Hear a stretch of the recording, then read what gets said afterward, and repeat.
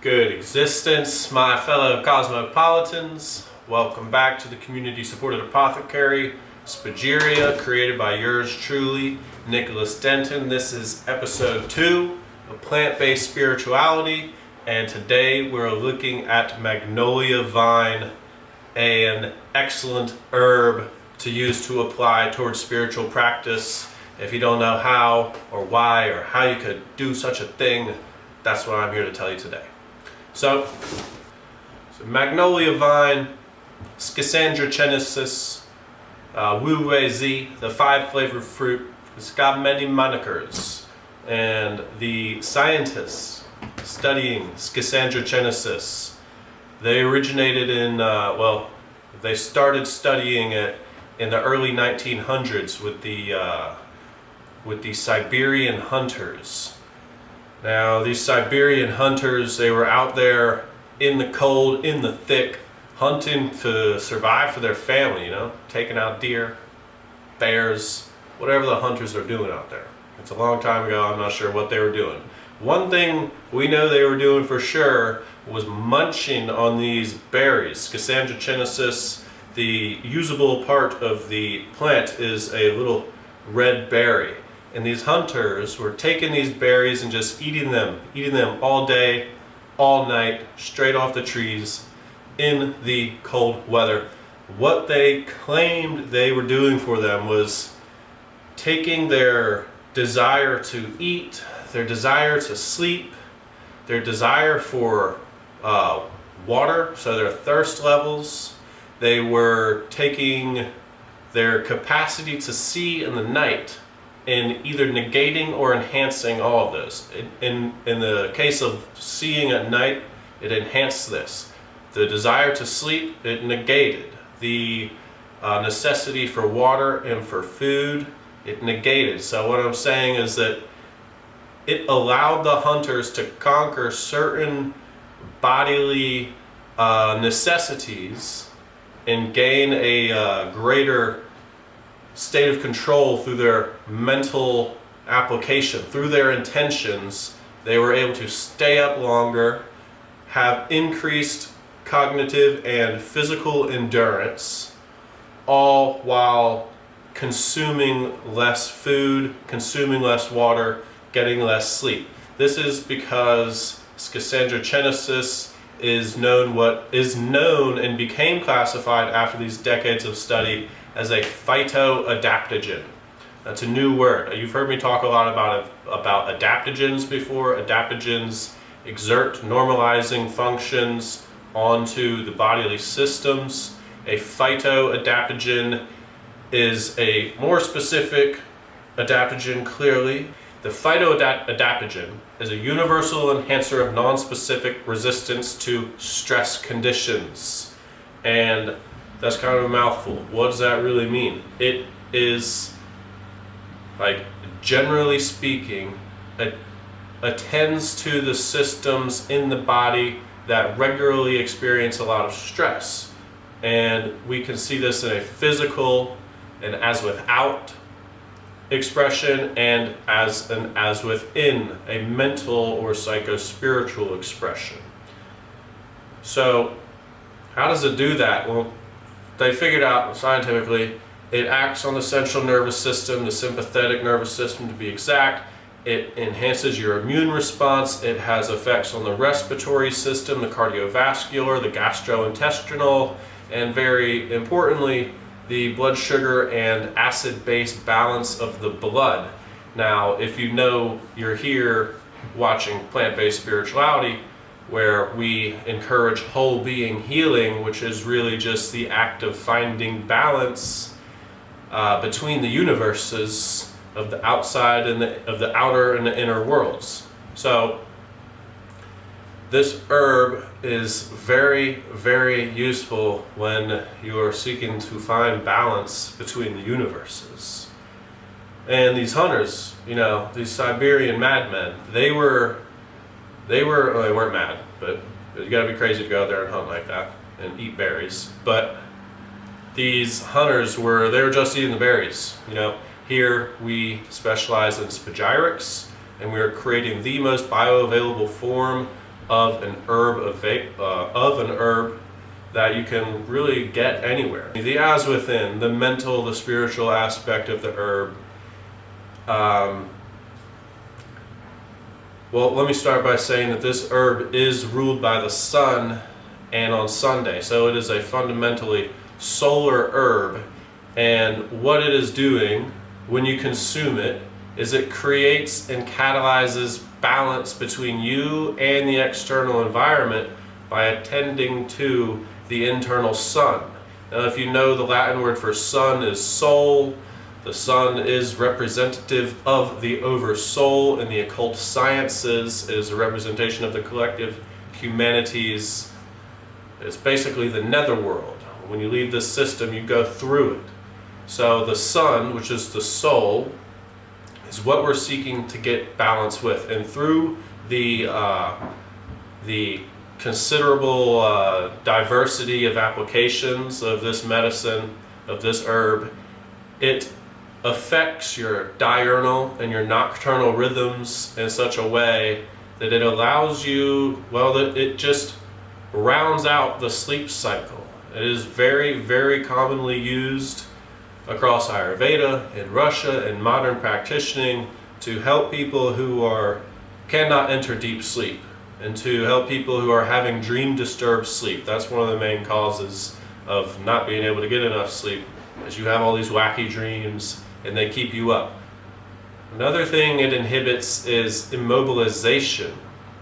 So tests were done, and people who experience in sleep, they experience sleep paralysis, or immobilization is the phenomena of waking up, your consciousness, your awareness coming to in a alpha or beta wave while your body has remained asleep, and there is some sort of separation between the mind-body complex, which allows for essentially stage 5 closed eye visuals to take over, and you can imagine, or what we call imagining is just in another realm, witness, experience entities and forms, just to say that, apparitions within your very vicinity, and the fact that your body is still asleep, your consciousness is awake, you can experience a lot of fear, and you can't do anything about it. People, the reports of this are very wide. People have this experience of an entity sitting on their chest. Their chest is incredibly heavy, they can't move. This is sleep paralysis. And Schisandra Chinensis has been proven to act on the immobilizing functions of the body to release them. So that whole list I gave you earlier, the sympathetic nervous system, it improves the immune response, the respiratory system, it enhances cardiovascular actions, and it acts on the gastrointestinal tracts and the balance of the pH in the blood and the blood sugar levels. Those are really all effects. Those are really all strong antioxidant effects. So it's why we encourage to drink a lot of high water that is high in pH, because it carries these antioxidants which travel through your blood and have a very adaptogenic effect on your entire system. So Schisandra does this, and it just attacks many systems, and that's sort of the as within, right? It balances your diurnal and your nocturnal sleeping schedules. That literally syncs you in with the sun itself, which is a unfathomably powerful source of energy. When you sync in with that, it's basically, you're moving really with the flow of the cosmos. But here, what we're trying to accomplish is not just flow in the external sense, but that is very important, but flow in the internal sense as well. Now we're talking about the ebb and the flow of consciousness, and how awareness is enhanced and diminished throughout our lives. So when we go to sleep, we, as I've mentioned before, and as our language kind of lacks the appropriate structure to explain, but when you go to sleep, you find yourself in a different state of consciousness, to say the least, a different realm of experience. And what we can call this is the non-physical matter reality. And it is very, very expansive, and most of the time our awareness of the non-physical comes in the form of our intuition, of our free thinking, of our imagination. Where are the new ideas, the new inventions and innovations, where those things that are new and unique come from, right? We also experience this on heavy doses of psychedelics. We experience this in deep sleep. However, you do not have to experience it through any of those mediums. You can, but there are almost countless mediums towards or into the non-physical. However, one of the most regularly occurring comes throughout your sleeping patterns. When you go to sleep, you leave the physical and you go into the non-physical. And so our thoughts are an expression of this non-physical energy, of this non-physical reality. And what Schisandra Chinensis does, well, it's to go with traditional Chinese medicine. They say that it is, well, the name of the 5-flavor fruit is also Wu Wei Zi. And Wu Wei Zi means to quiet the mind and calm the spirit, which is incredibly important in developing our awareness in the non-physical. Because when we go to sleep, if we go to sleep with a crowded mind, a lot of clutter, a lot of chatter, a lot of judgment, a lot of just constant flowing of ideas, like if you're not meditating before you go to sleep, you're likely to have some crazy dreams and you might get some disturbed sleep. The point I'm trying to make is that your awareness will not maintain continuity from the physical into the non-physical. You will, in a sense, black out and pass out as you move through the veil. And this happens to all of us every single night, essentially, until we learn to sleep right again. That really is the key to an exceptional spiritual existence, is to develop the continuity of awareness of the sleep cycle. And so this is what we're working on here. When you take Wu Wei Zi, when you quiet the mind, it is of utmost importance. It is very, very important that you silence the operative aspect of your consciousness. Now, the operative mind is exactly what I said. The judging, the talking, the analyzing, all of these things that take place that keep you up at night. You want to silence that. And when you silence that, you calm the spirit settles down, and then, that's what we call balance. And then you move towards this balance, which is a state of thoughtlessness. And the Wu Wei Zi, it catalyzes this process. It's something that monks could say takes a lifetime through the use of this herb, and say some binaural beats, some hemisync tones. You could catalyze this process in a couple of nights versus an entire lifetime. Benefits of the technological era. Thank you, science. So that's a major aspect in this. For Wu Wei Zi, for our 5-flavored fruit, the sun, Sunday, also, as we know, corresponds to the sphere of equilibrium and beauty on the tree of life. So this equilibrium, it comes in the way of the adaptogenic effects. The adaptogen, the phytoadaptogen we are speaking on, it mainly targets the fluid networks of the body. So the body is like 70-80% water. The body is 70% water. Of that, your brain is 80% water. And this water and these fluids, your blood, is of utmost importance in maintaining homeostasis. These states of stasis allow this balance to come about naturally. You don't have to seek balance. You don't have to try to go out and get balance. You just have to simply remove the obstacles that are already hindering you from achieving it. And so when you do that, which is mostly for everybody, it's the mental aspect of it that is the most difficult to overcome. So, but the body, the purity of the blood, the functionality of your various systems that maintain your conscious experience, if they are inhibited through any means, then you want to remove those inhibitors. So this is why the adaptogens are so important in this herbal spiritual exploration.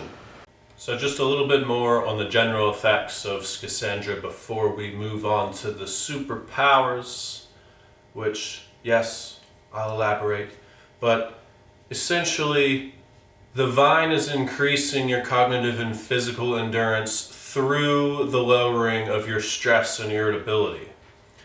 Now, stress and irritability, they put a limit, these feelings, these unwanted emotions, they limit our perceptual allotment. They put a cap on our ability to respond, on our ability to resolve, essentially our ability to cognate to our fullest capacity. Now, I want you to think of stress as like when you put stress onto a physical object, you get fractures, you get cracks, and it breaks. Now, when you put stress onto the consciousness, the same thing happens. It fractures, it breaks, it cracks, and you don't want to be cracked out, you don't want to be fractured, you don't want to be stressed. It's the stress, it's the fracture that limits the total self-consciousness, which is just unconditional love. And so when your consciousness becomes fractured, you limit what you are able to give to others. And these fractures, they come and they are can be attended to by Magnolia Vine. But some of these fractures, they're not just stress, or there are different forms of stress, like depression. Magnolia Vine takes care of mild depression. We have other things for severe depression, but those of you that would self-identify as mildly depressed, Magnolia Vine will round that out, because it's likely from the overarching stress component of existence in this culture. It's very stressful. You could see this as like alcoholism. There is a strong anti-hepatotoxic effect of Magnolia Vine, which has been used for hundreds of years now to, well, about 100 years. We've been using this to help alcoholics wean off of their desires to drink. Ultimately, like I said, it is the physical and cognitive endurance which is acting on the energy levels, and like say physical lethargy, what they define as asthenia, it can also be relieved through Magnolia, which is absolutely incredible, because I, for one, experience a degree of all of those things. So it is my personal favorite herb, and well, let's move on to the superpowers.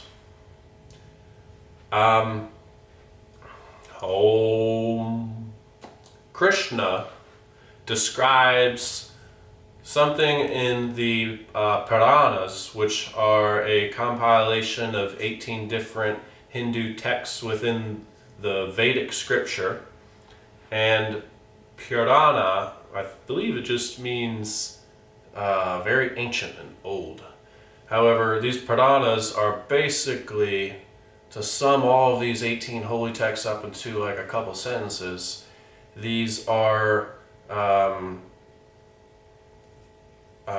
means of interpretation for the more generalized text of Hinduism, like the Bhagavad Gita and like the Mahabharata, where you can see the laws, the edicts, the moral dogmas, all that sort of thing that we take with a grain of salt, and you see them put through certain situations and contextual environments through which Krishna, Vishnu, Brahma, the various gods and goddesses would go through and elucidate specific